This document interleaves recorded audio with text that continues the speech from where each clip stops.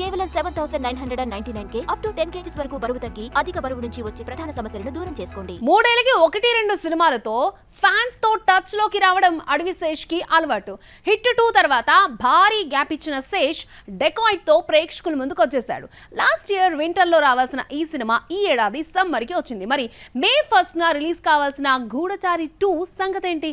అడవి శేష్ ను next deal చేసే ఆ దర్శకులు ఎవరు? నంబర్స్ కోసం పరిగెత్తడు. టైర్ 1-2 ట్రాక్స్ పట్టించుకోడు అడవి శేష్. కెరీర్ స్టార్ట్ చేసి 15 ఏళ్లవుతున్నా హీరోగా చేసింది మాత్రం తక్కువ సినిమాలే. స్టార్ రేస్ కు దూరంగా తనకంటూ ఓన్ పాత్ ఏర్పాటు చేసుకున్నాడు. కౌంటింగ్ కోసం చేసే సినిమాల కన్నా గుర్తుండిపోయే సినిమాలు ఇవ్వాలని కసితో వర్క్ చేస్తుంటాడు. అయితే డైరెక్టర్ కన్నా తనలోని రైటింగ్ స్కిల్స్ కు పదునెక్కువ పెడుతూ కంటెంట్ సినిమాలు తీసి సక్సెస్ఫుల్ హీరోగా ఎదిగాడు. హిట్ 2 తర్వాత 3.5 ఏళ్ల గ్యాప్ తీసుకుని వచ్చిన ఫిలిం డెకాయిట్.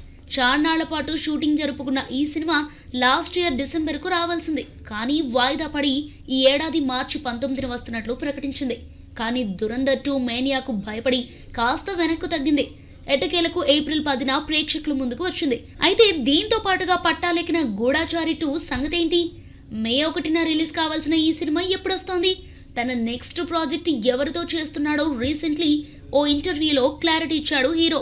గూఢచారి 2 ఇయర్ ఎండింగ్ కు రిలీజ్ అవుతుందని వెల్లడించాడు అడవి శేష్. నెక్స్ట్ రాహుల్ రవీంద్రన్ తో సినిమా చేస్తున్నాడు డెకాయిట్ హీరో.